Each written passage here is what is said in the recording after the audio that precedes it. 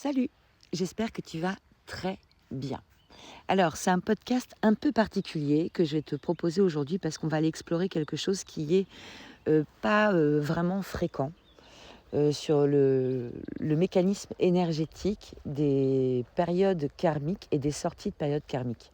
Donc là, alors même si ce que je vais te partager ici sera valable à n'importe quel moment du temps qui est à venir et qui passe pour nous, on se trouve quand même là en sortie de période karmique, vu qu'on vient de transiter de la saison Taureau à la saison Gémeaux, il y a juste 2-3 jours là, et que ce transit, voilà, et la dernière nouvelle lune euh, du 19 mai dernier, là, nous a permis de venir clôturer la période écliptique et la période karmique que nous avons traversée depuis le début de la saison taureau.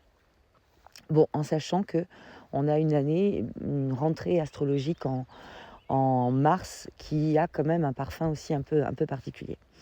Donc on vient de terminer cette période d'appel karmique, de résurgence, de familiarité, d'empressement aussi, de faux sentiments d'urgence, hein, parce que, bon, qui dit karmique dit que ça fait quand même un bout de temps que c'est là quand même, hein.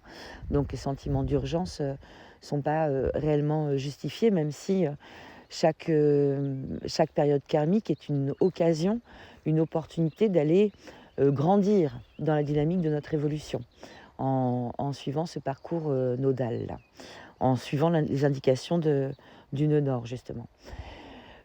Toujours est-il que quand on passe comme ça d'une intensité karmique à une sortie de période aussi intense, on a une forme d'inscription en creux qui peut se ressentir sur le champ émotionnel. Une sensation de manque, une sensation de vide qui n'est pas forcément très très agréable à ressentir. La portée des émotions que l'on reçoit en période karmique nous donne quand même un aspect, pour les plus sensibles d'entre nous, un potentiel de connexion avec l'intangible et des entrées informatives constantes, quasiment sous forme de signes, sous forme de synchronicité, de ce qu'on pourrait aussi, selon les sensibilités de chacun, appeler des coïncidences, enfin, tout un champ comme ça d'entrées informatives, comme si on était en mode hyper réceptif, quoi. On a plein de codes qui s'alignent sous nos yeux. Et là encore, c'est selon les, les- les sensibilités de chacun, mais ça peut aller loin, surtout que cette saison-là qu'on vient de terminer, elle avait des aspects de révélation euh, à dimension mystique, hein, avec des potentiels médiumniques qui peuvent se révéler d'une manière ou d'une autre, par un biais ou par un autre. Bon, et c'est pas fini. Euh, la fin de la clôture fait comme une forme de redescente, en fait.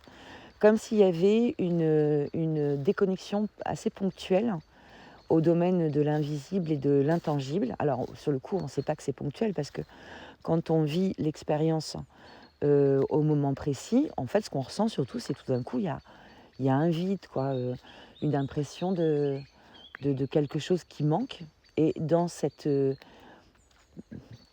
émotion de manque, là, de quelque chose qui fait défaut soudainement, eh bien, parfois, il y a de la tristesse. Et c'est quelque chose que j'ai eu l'occasion de beaucoup partager avec mes amis ces derniers jours-là, cette notion de vide, et de se rendre compte, curieusement, que derrière cette sensation de vide, il y a quelque chose qui est surtout de l'ordre du très nouveau. Et que la perspective d'observation en fait du nouveau, elle est beaucoup plus intéressante à expérimenter que la perception du je me cramponne dont on a pu faire l'expérience pendant justement le temps écliptique, hein. On a pu faire ce genre d'expérience de rétention, de se cramponner, de ne pas vouloir faire le lâcher prise en fait qui était induit ou inclus. Et il est possible que du coup, hors de période écliptique comme maintenant, ça soit beaucoup plus simple à envisager parce que notre champ de compulsivité, en fait, s'est apaisé et on y voit aussi un petit peu plus clair que quand on est en période écliptique et karmique. Donc ça, super intéressant à exploiter. Cette dimension du vide et du plein, en fait, correspond à un mécanisme énergétique plutôt très encourageant et que je t'engage à considérer comme étant un progrès. À partir du moment où tu ressens un espace de vide, c'est le signe que tu as réussi à dépasser quelque chose en fait. J'ai pris cet exemple-là l'autre jour parce que je le trouve très parlant. Un schéma karmique, un pattern karmique, on pourrait le comparer à la situation suivante où voilà, je me suis cassé la jambe il y a bien longtemps, une fracture simple, hein. On ne va pas grossir le truc, hein. Et malgré la complète rééducation de ma jambe, malgré la bonne consolidation osseuse, eh bien je me déplace toujours avec une béquille. Donc ça fait 20 ans que je me suis cassé la jambe et je me déplace toujours avec une béquille. Dans mon évolution, à un moment donné, je transite et je vais renoncer à cette béquille. Même si je n'ai pas de douleur à la jambe, même si je me rends compte tout de suite des bénéfices de ne plus avoir une main encombrée avec une béquille, parce que ça me redonne quand même une liberté de mouvement incomparable de me déplacer sans béquille. C'est un bénéfice incroyable en fait dans le processus. Eh bien, les premiers temps, je vais avoir le sentiment qu'il me manque quelque chose. Je vais partir faire des courses sans ma béquille et je vais me demander où est-ce que je l'ai posée. Et je vais avoir comme ça l'expérimentation de ce vide. Et ce vide, en fait, qui est l'illustration du schéma que nous avons abandonné, en fait. J'ai abandonné le schéma de ma béquille, qui en l'occurrence ne me sert plus à rien depuis longtemps. C'est un modèle, une façon de fonctionner qui est à présent obsolète, en fait. Mon comportement est obsolescent par rapport à ce dont je dispose. Et en l'occurrence, d'un squelette qui me permet de me déplacer sans béquille. Donc, c'est ça le vide de la période post-karmique. Et c'est ça qui est signifiant, en fait, d'une évolution de notre part. J'ai les poules qui arrivent. Qui est signifiant d'une évolution de notre part. C'est-à-dire que, oui, il y a quelque chose qui est différent. Oui, il y a quelque chose qui n'est plus présent. Alors, on va peut-être se rendre compte plus vite, en fait, de ce qui n'est plus présent avant de concevoir tous les bénéfices qui découlent de l'effacement, en fait, de ce vieux modèle comportemental. Et là encore, hein, pour chacun, selon les temps d'éclipse, on va pouvoir considérer avec les cartes astrologiques individuelles dans quel domaine de vie ça se passe, ou quel va être le domaine d'expression préféré de ce fonctionnement-là.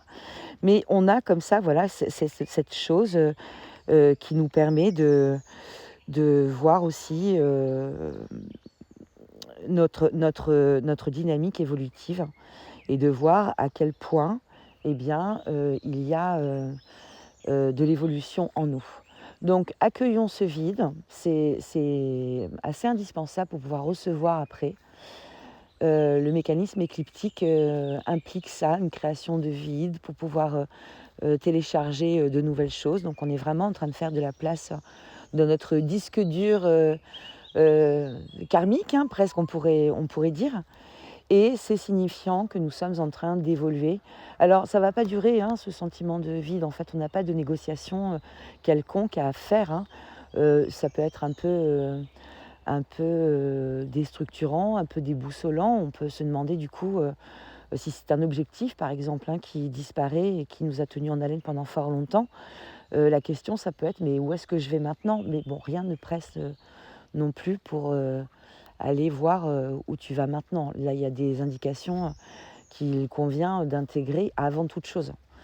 On a le droit hein, de mettre pause, je réfléchis à certains moments. Et ça sera les moments parfaits. Les moments yin seront des moments parfaits. Bon, on n'en est pas tout à fait là. même si à travers les expériences que nous venons tous de clôturer, consciemment ou inconsciemment, il y a aussi un enseignement qui continue à se diffuser pour nous et qui va nous permettre de considérer notre juste positionnement par rapport aux embûches que la vie nous envoie de temps en temps. Voilà, qui ne sont pas des embûches, hein, évidemment, hein, qui sont des expériences de vie sur lesquelles nous avons des opportunités d'évolution à chaque fois. Moi, j'aime vraiment voir les choses comme ça.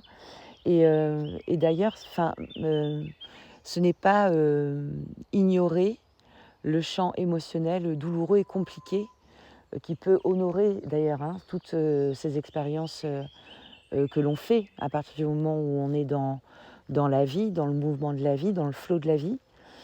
C'est évident qu'il y a des expériences et des situations de vie qui sont porteuses de chagrin, de perte, et au-delà de sentiments de perte réelle et de perte dramatique. Mais dans ce jeu-là qui est la vie, eh bien oui, on a toujours un champ d'évolution qui nous est proposé à travers chaque chose. Et c'est souvent notre recherche de mise en sens de nos expériences incomprises qui vient justement éclairer un peu notre chemin et nous permettre d'évoluer. Donc voilà, bon, je suis partie un petit peu loin là, mais ça s'inspirait comme ça. Et évidemment, je ne t'ai pas tout dit, mais voilà, goûtons le vide et le silence aussi un petit peu en ce moment, profitons-en un petit peu. Il y a pas mal de choses qui vont certainement se mettre en place sous nos yeux et ça sera une nouvelle expérience hyper intéressante à vivre. Allez, je t'embrasse bien fort.